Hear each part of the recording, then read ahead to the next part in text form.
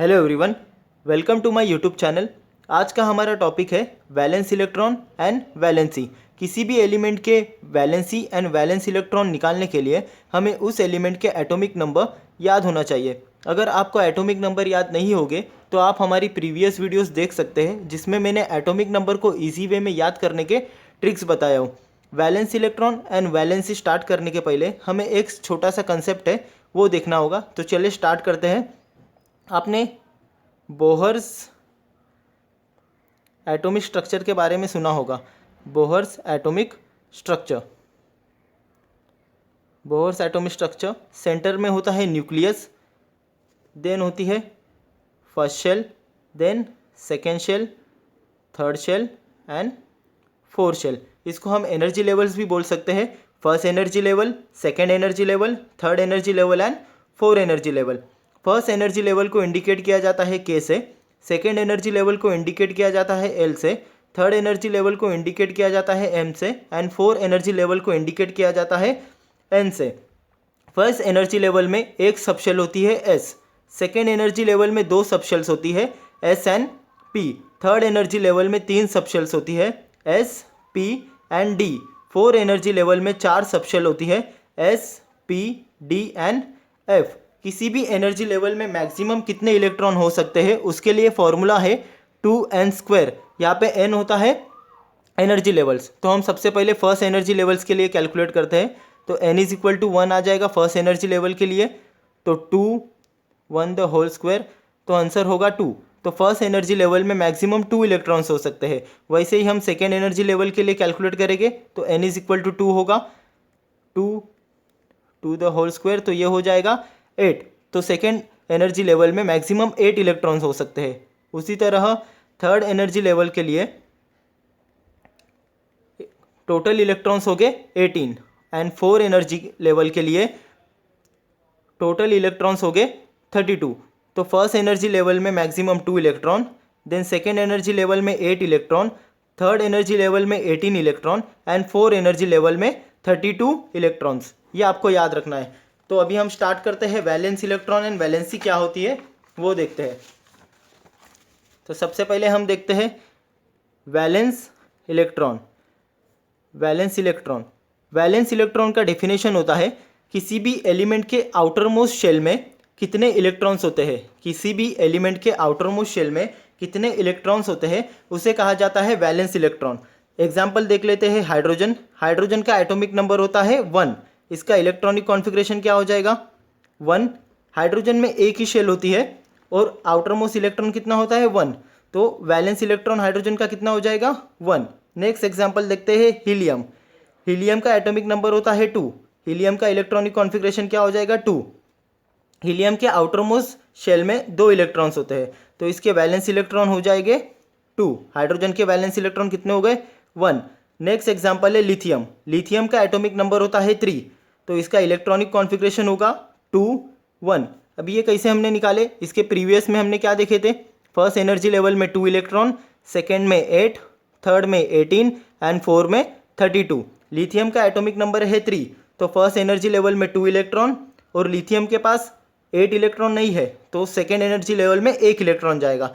और ये लिथियम की सेकेंड शेल में एक ही इलेक्ट्रॉन है, मतलब आउटर मोस्ट शेल में 1 इलेक्ट्रॉन है, इसलिए इसका वैलेंस इलेक्ट्रॉन होगा F1।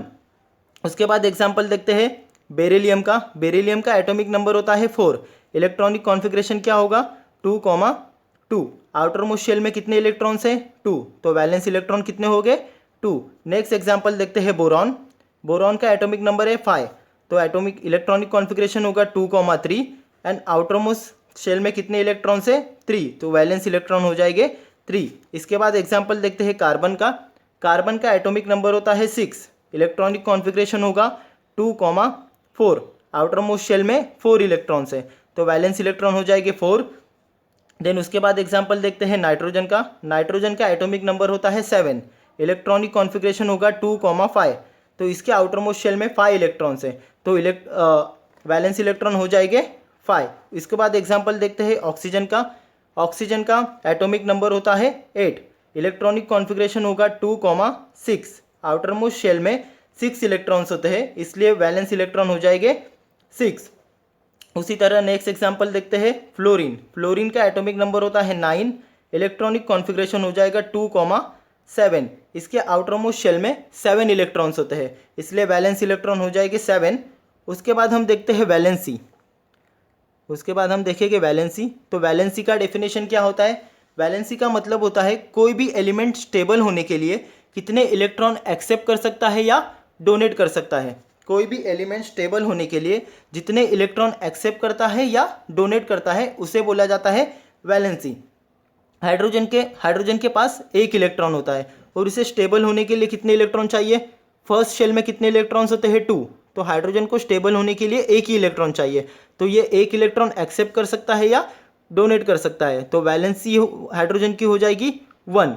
नेक्स्ट एग्जांपल देखते हैं हीलियम। हीलियम के फर्स्ट शेल में 2 इलेक्ट्रॉन्स होते हैं और स्टेबिलिटी रूल के हिसाब से फर्स्ट शेल में मैक्सिमम 2 इलेक्ट्रॉन्स होते हैं, तो हीलियम पहले से ही स्टेबल है तो इसकी वैलेंसी होगी 0।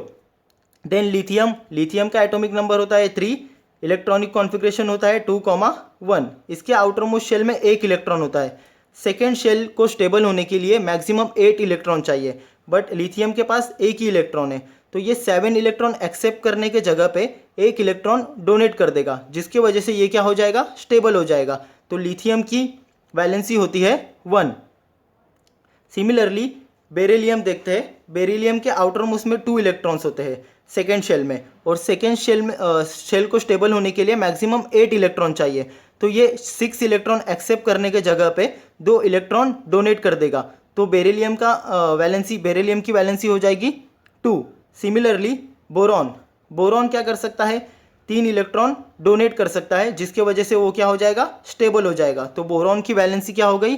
3। अभी कार्बन का केस में देखो क्या होता है, आउटर मोस्ट शेल में 4 इलेक्ट्रॉन्स होते हैं, तो ये 4 इलेक्ट्रॉन्स डोनेट भी कर सकता है, जिसकी वजह से फर्स्ट शेल में सिर्फ 2 इलेक्ट्रॉन्स हो गए और ये स्टेबल हो जाएगा, या ये 4 इलेक्ट्रॉन एक्सेप्ट भी कर सकता है, तो इसकी वैलेंसी हो जाएगी 4।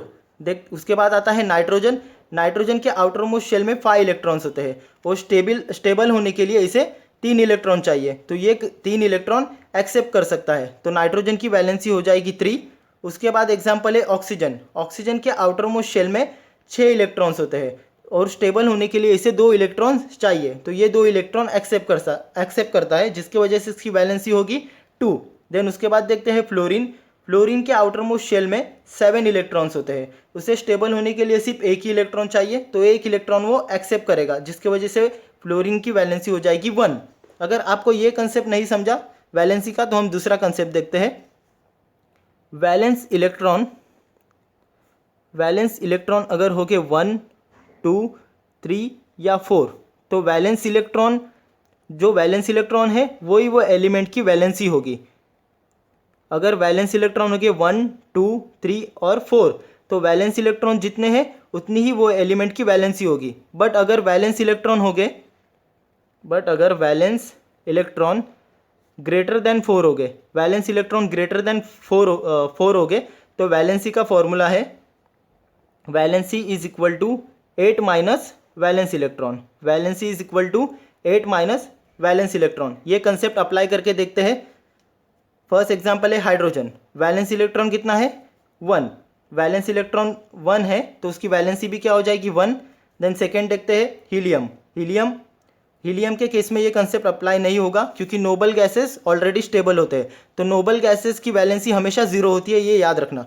उसके बाद देखते हैं लिथियम के आउटर मोस्ट में 1 इलेक्ट्रॉन है, वैलेंस इलेक्ट्रॉन होता है 1, तो वैलेंसी भी हो जाएगी 1। देन उसके बाद है बेरिलियम, वैलेंस इलेक्ट्रॉन होते हैं 2, तो वैलेंसी भी 2।